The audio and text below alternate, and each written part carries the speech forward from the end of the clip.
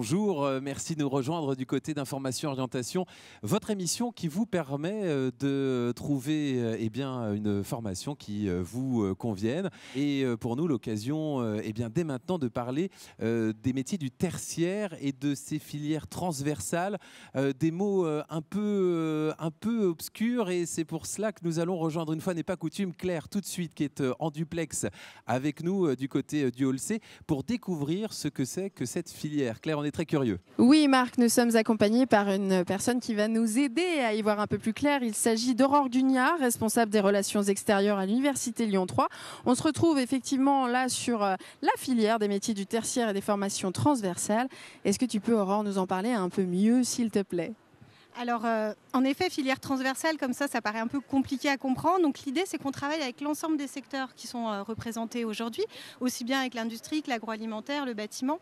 La gestion et les filières transversales, on les retrouve dans toutes ces industries, dans toutes ces entreprises, au niveau de la comptabilité. En fait, un comptable, on va en retrouver un dans chacun de ces secteurs. On a également les personnes qui vont s'occuper de toute la partie commerciale, les personnes qui s'occupent des ressources humaines, du personnel, gérer le personnel, comment ça doit se passer.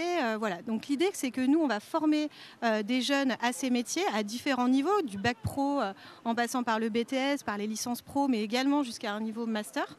Et donc on est là vraiment pour vous expliquer tout ça. En effet, donc des métiers qui pilotent et structurent les entreprises. Aurore est entourée d'autres universités, écoles, etc. Et donc ils sont là pour répondre à vos questions. Merci Aurore. Marc, à vous. Et oui, des filières que l'on va rencontrer durant cette émission. On retournera évidemment du côté du Hall C. C'est tout le but, donc, être au plus près de ces filières qui recrutent et donc de ces fonctions support. On va les découvrir ensemble avec notamment Karen Chevalier, enseignante en anglais des affaires, responsable de licence gestion management. Comment est-ce qu'on accède à ces fonctions qui sont des fonctions très importantes? Et quand on parle de fonctions, Aurore nous en a parlé un peu, mais si on les redéfinit, c'est quoi ? On peut peut-être commencer par voir comment on accède à la licence, tout simplement. C'est une bonne chose, effectivement. Alors, idéalement, on accède à cette licence avec un bac général. On a quelques étudiants qui sont issus d'un bac technologique. Ce n'est pas la majorité et souvent, ils vont se retrouver dans des situations parfois un petit peu difficiles sur les matières générales notamment. Donc l'idéal, c'est un bac général pour accéder à cette licence. La licence, elle est très généraliste, comme l'a dit ma collègue Aurore. On va découvrir les différentes facettes de l'entreprise. Du côté gestion, administration, management de l'entreprise, donc effectivement la comptabilité comme elle l'a dit, le marketing, la vente, le commerce international, les ressources humaines, donc effectivement comment on recrute des personnes, quel type de personnes on recrute, sur quel projet on va les mettre. On a certains étudiants qui préfèrent s'intéresser à la finance par exemple, c'est possible aussi, et puis au fur et à mesure des 3 années de licence, puisqu'une licence est en 3 années, les cours vont être de plus en plus spécifiques jusqu'à la 3e année de licence où là on va demander à nos étudiants de choisir un domaine de spécialisation. Donc ça peut être la finance, ça peut être les ressources humaines, ça peut être le marketing, ça peut être la logistique et puis ça peut être les systèmes d'information aussi, donc l'étude des bases de données, des choses comme ça de l'entreprise. Ce qui est intéressant, c'est qu'on peut aller voir aussi la vie des entreprises durant cette licence. Comment ça marche? Parce que cette licence, elle est donc très générale pendant les 2 premières années. L'occasion donc de se poser des questions, d'aller voir peut-être aussi comment ça se passe, et puis de choisir concrètement donc une option lors de la 3e année. Il y a des stages, comment ça marche? Alors effectivement, ça c'est un de nos souhaits les plus chers, c'est de vraiment créer le lien entre l'université et le monde de l'entreprise. Nous, on donne les clés théoriques, on va dire, en permettant aux étudiants de découvrir plein de champs qu'ils ne soupçonnaient peut-être pas. Et puis ensuite, en 2e année, déjà, ils ont l'occasion de faire un stage, alors qui est obligatoire dans un des domaines de leur choix. Et en 3e année, il y a un autre stage obligatoire, donc c'est 6 semaines en 2e année, 8 semaines en 3e année. Le stage peut être fait dans le même domaine, si c'est justement pour conforter une première impression, ou alors au contraire dans un domaine différent, si c'est justement pour découvrir autre chose.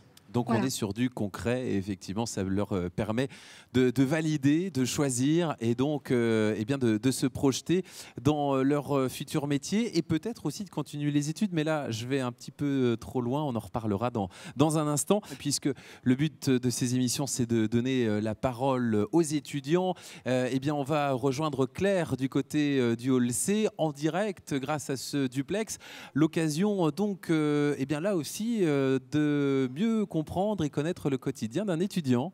Exactement, nous sommes avec Théo Noirbusson, donc, qui représente la licence, mais pas que. Il a effectué aussi un master, aujourd'hui dans la gestion, mais aujourd'hui chef d'atelier au Biscuit Bouvard. J'ai envie de poser une question assez simple à Théo, c'est déjà de savoir comment tu es venu à ce métier, qu'est-ce qui t'a donné envie de rentrer dans ces métiers-là? Honnêtement, quand je suis sorti du bac, je ne savais pas que j'allais faire chef d'atelier chez Biscuit Bouvard. J'hésitais déjà entre la médecine et enfin, le côté médical et la gestion en entreprise. Et je me suis dit que je préférais avoir des perspectives d'évolution. Et du coup, je suis parti du côté gestion. Et j'ai choisi la gestion management à l'IAE, qui fait partie de l'Université Lyon 3.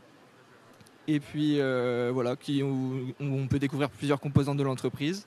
Puis au travers des stages que j'ai faits, je me suis dit que c'était la logistique et l'industrie qui me plaisaient le plus. Du coup, j'ai continué en master dans cette voie-là. Super. Alors, en quoi consiste en fait ton travail aujourd'hui de chef d'atelier et en quoi cette licence t'a amené en fait à cette hyper expérience? Donc en fait, on fait le lien avec tous les composantes de l'entreprise pour qu'en production tout se passe correctement.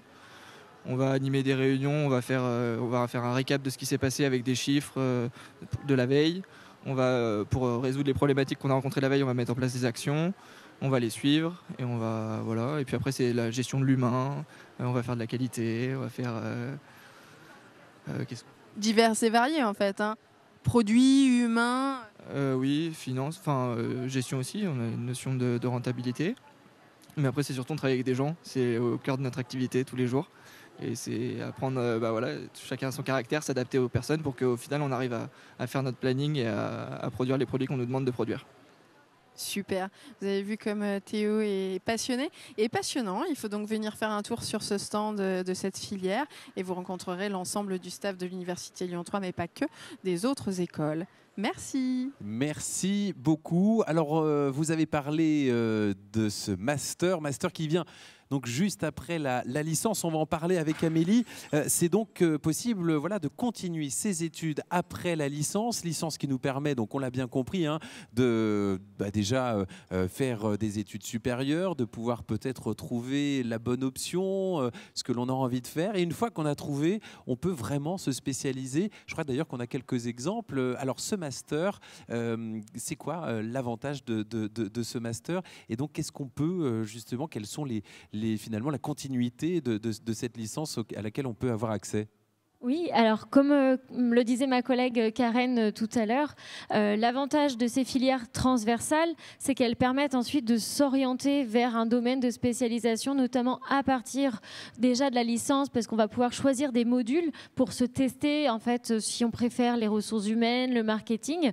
Et ensuite, donc c'est une pré-spécialisation qui va confirmer ou pas le choix de l'étudiant vers une filière, notamment comme la filière donc gestion de production, logistique, achat dont je m'occupe. Et c'est vrai que c'est une filière qui incarne bien finalement le terme de transversal, puisque déjà par le nom, on voit qu'on retrouve de la gestion de production, donc toute la partie un peu industrielle qu'on voit très bien représentée à la fois par ce salon, mais au sein de notre département, puisqu'on peut avoir de l'industrie donc dans la plasturgie, dans la métallurgie, dans le bois, avec l'organisation de ces activités-là. Et puis ensuite, il y a toute la partie logistique. Donc on voit les transports ici bien représentés. La logistique des armées aussi, puisque bien sûr, les forces armées ont besoin de troupes, de moyens matériels pour accompagner ces troupes sur le terrain. Donc c'est aussi cette partie-là du versant de la logistique. C'est vrai que nous, souvent en tant que consommateurs, on voit la logistique pour nos colis, quand on veut recevoir un colis. Mais la logistique, elle est souvent le plus gros, on ne le voit pas nécessairement, puisque ça va être la logistique alimentaire, comme le faisait aussi, on parle un petit peu Théo à travers Biscuits Bouvard quand ils alimentent. Et la dernière partie, c'est la partie achat. Et bien là aussi, on propose dans ces filières-là, c'est pour des étudiants qui aiment la dimension commerce, mais peut-être pas avec le client final ou le client distributeur, mais plutôt en amont, qui veulent être dans le choix du produit, dans la sélection des matières. Donc on a des étudiants, par exemple, s'ils sont acheteurs chez Louis Vuitton, donc c'est sélectionner à la fois le cuir, la matière, mais aussi tous les petits détails qui vont faire la noblesse du produit final. J'aime bien vos propos parce qu'on voit qu'on ne s'est pas trompé, hein, c'est très transverse et vous citez d'ailleurs les autres filières professionnelles de ce salon, comme quoi évidemment on peut continuer.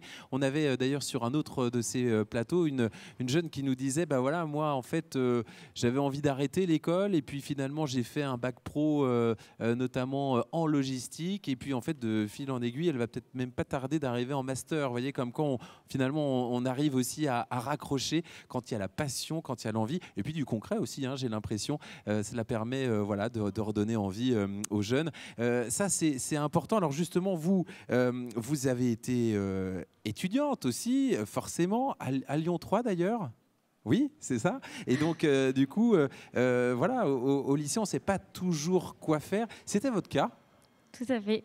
Tout à fait, et c'est vrai que c'est aussi pour ça que je voudrais pouvoir rassurer les élèves aujourd'hui qui peut-être sont complètement perdus face à la diversité à la fois des formations, des métiers. Leur dire que finalement, il faut aussi savoir se donner du temps et qu'on n'est pas nécessairement obligé de choisir dès le bac.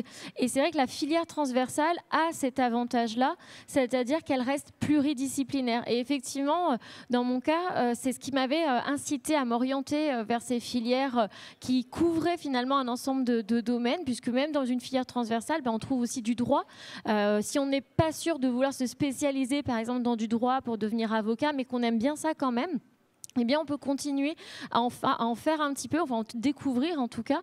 Et c'est vrai que c'est l'avantage, je dirais, c'est que ça offre du temps à l'étudiant qui souhaite garder une curiosité, une ouverture d'esprit et continuer à s'enrichir avant de se dire c'est là-dedans vraiment que je sens que je vais pouvoir m'épanouir. Eh bien, merci en tout cas pour ce témoignage. Voilà, une phrase qui va nous convaincre aussi d'y aller. Cette licence, donc, ces filières transverses qui vont pouvoir vous permettre de travailler dans de très nombreux secteurs, dans de nombreuses entreprises. Cette émission, vous allez pouvoir la retrouver sur le site du département, 1.fr, comme d'ailleurs toutes les autres émissions des différentes filières professionnelles qui sont présentes ici du côté d'Information Orientation. Un événement majeur pour le département de l'Ain, 3 jours, 3 halls, 17 filières professionnelles et 12 000 visiteurs pour leur donner peut-être envie ou en tout cas leur donner des idées de formation professionnelle et surtout de métier. On était ravis d'être parmi vous et on se donne donc rendez-vous très bientôt pour d'autres émissions et d'autres sujets. À bientôt.